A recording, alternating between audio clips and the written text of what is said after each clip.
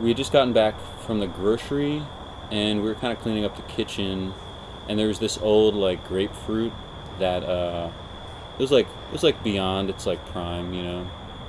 It was a little overripe, and I guess we were taking it out to the compost, and Mike and I just started tossing it around, and then we were like, oh, let's keep it up, and we wanted to see how high we could get, and we were counting. This is before the box and the ROM and everything, and yeah, next thing we know, we're just like, wait, what if on every turn it was a different number, and on that number we had to hit it at something, you know. And I think the first thing we hit it at was just like a little spot on the ground. But then I was like, wait, let's use a box. We grabbed the box, and I think it was that day that we went out and we got a ball. Really? Yeah. It was like very quick, just like spur of the moment kind of energy. And then shortly after that, we played some games, and then we invited a bunch of people up, and we were all partying, and we were just like playing the game, and it was a hit, you know, it was an instant hit. Oh yeah, nothing but the bottom. Every day, every hour, every minute. All we do is put the box in the ball the other way around. So, really what you need to start the game, first and foremost, is the hose, right? Nice.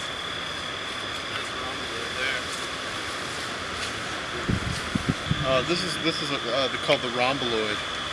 It's the outer circle. It's kind of a joke because it's never a perfect shape, you know, so we had to invent the name of the shape. Because it is a very specific shape, but it's not ever the same. It can't be. It's constantly changing during the game. Yeah. During the game, you would say something like "romb it up," and everybody would kind of like, we're like, fix it. We're like, falling out of ROM. Like, hey, I think we're falling out of ROM here. Like, time to ROM up. All right, ROM up.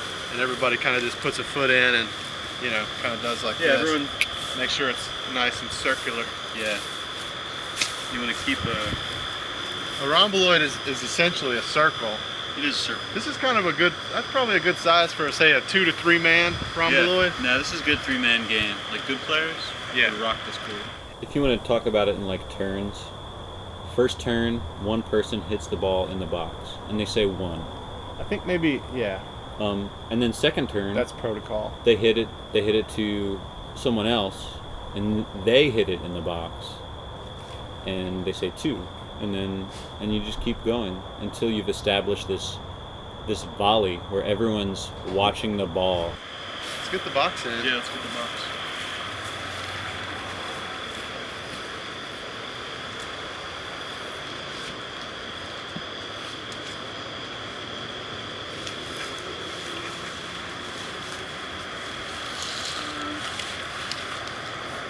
Is that a little out of round? Yeah, a little out of round.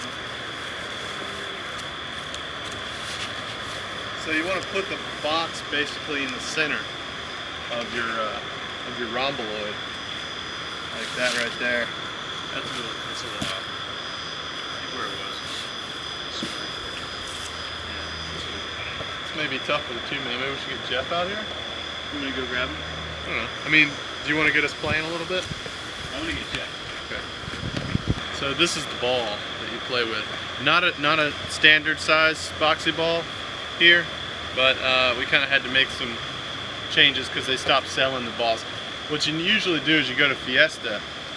Fiesta's got the standard Boxyball size. They have a good selection of colors too. Yeah, they did.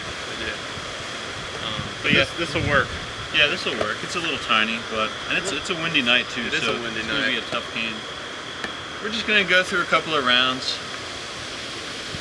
Boxyball? Yeah, it's gonna be tough because we got this wind on our hands. Yeah. And I think a general rule, it's safe to say that the bigger the ball, the better. In terms of standard gameplay or fun, standard fun gameplay, the bigger the ball, the better. Yeah, not so big that it doesn't get in the box. Right. Then you have to get a bigger box, you know. Yeah. This is also the Rama. Is this part of the Rama? This is teed up, squared up. Squared up. That's it. This is square. This is to make sure that there's equal distance between each player.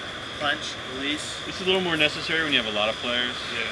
Because people get bunched together and it gets a little messy, you know.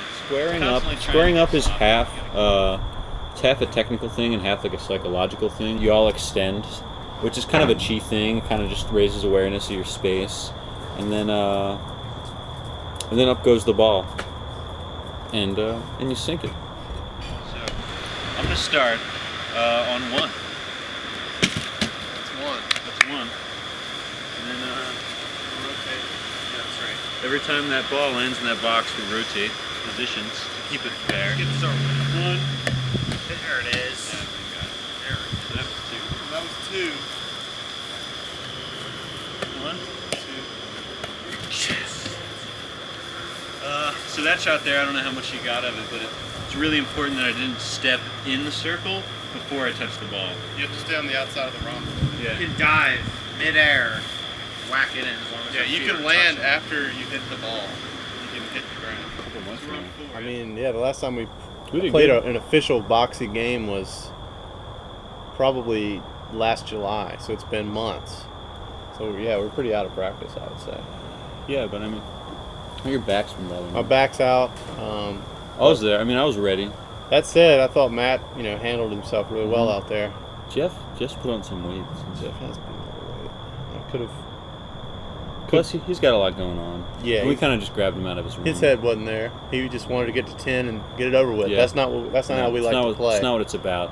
Because there's no final number, and that's like a huge part of the game. That is the game. Is that there is no end. And there's no teams, which is a huge thing. Yeah, it's very communal. It's a totally communal game. That's why it's like so popular at parties and 2, 3, 4. That's what you do. You keep it high. You set me up for it perfectly, though. Well, that was no. There's another important rule I don't know if you pointed out. The ball hits off anything else, a tree, a dog, it's still good. There was 2 games, I think. There was Boxyball and then there was Volley Box, which was more of a competitive sport. Yeah. Volleybox. I forgot about that. Yeah. We kind of tried out the 2, and we decided that Boxyball was much stronger. Started to get aggressive. I remember that's why Mike and I got into it because we were on opposite teams, and I was better than him. And we don't subscribe to that kind of like competitive, that aggressive competitiveness that's so popular among more established sports. 6. In close. 1, 2, 3, 4. Oh, Merry Christmas! Another good thing about it is that it's so cheap and it's so accessible for anybody to start playing. All you need is a hose, a box, and a ball. Mm-hmm. And we actually if you don't have a hose, use a clothesline or whatever. we had some lying around. kind of we had talks about trying to like market it and sell packages at Walmart that have a hose, a box, and a ball. And we had the idea for the box that like lights up whenever the ball lands in it, Yeah. like so you get like a little tune or something, which Woo! would be Something like some that. kind of like something to keep the energy up. Woo! Something like that. 1, 3, 4, 5, 6, 7. Come Oh, it could have been a first timer. Yeah, first timers are great. I've shown the game to some people that get serious about it like that, Yeah. like Right athletic away. people, and they like it. It's engaging for the athlete. It's It's engaging for the jock. It's engaging for the nerd. It's the perfect merge. 4, 5, 6. 7. Oh, that was incredible. That was like a That was a great. That was a beautiful side dive. The box. Yeah. It was dead Bottom center. of the box. Dead center. I'm sorry. thing is with Boxyball, you don't ever want to. You want to hit the ball and you want to keep it up, but you don't want to step in the way of someone else getting the ball. So there's this like awareness of the ball. People step back, when someone's about to hit it, and if the ball flies in between 2 people and both of those people think the other person is going to get it, it's called ambig. Automatically, there's no blame, on anybody's. It's nobody's fault that the game's. It keeps the rhythm too. Yeah. It's like, oh, and big, let's get it going again. Like 1, 2, 3, 4, 5, 6, 7, 8, 9. Yeah. Ball game right there. That's ball game right there. I think we may have to watch the footage.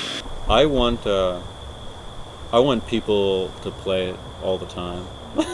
I want everyone to play it at least once. You're never trying to like never trying to beat someone else. Like, you just want the ball to go in the box, you know? Yeah. And if someone else is going to take the shot, you let them take the shot. You just feel good about going to the next level. Every time you conquer a number, it's just like, all right, we did that, on to the next one. I think it would be such a great sport for any like impoverished area, like any like ghetto, like anywhere. Yeah, just because of the simplicity of it, and like all you got to know is how to count. And pretty much. What is the highest we've ever gone? 42. 42? 42 is the highest number we've ever Was I even there? achieved. Yeah. Was it? Maybe. I don't know. Maybe that was Mike, me, and like Nola or something. 42. 42 is a pretty good number, considering the rules. Yeah. Because it's the game set up in a way that it's not supposed to be easy for anyone, you know? You got to really try, and you really got to be part of the team if you want to win. Nothing but the bottom of the box. Yeah. Nothing but the bottom of the box. You put the ball inside the box. That's the game of Boxyball. Boxyball. Nothing but the bottom of the box, yeah. Nothing but the bottom of the... That's pretty good. Yeah. Really good. Nice rap, man. That's bad.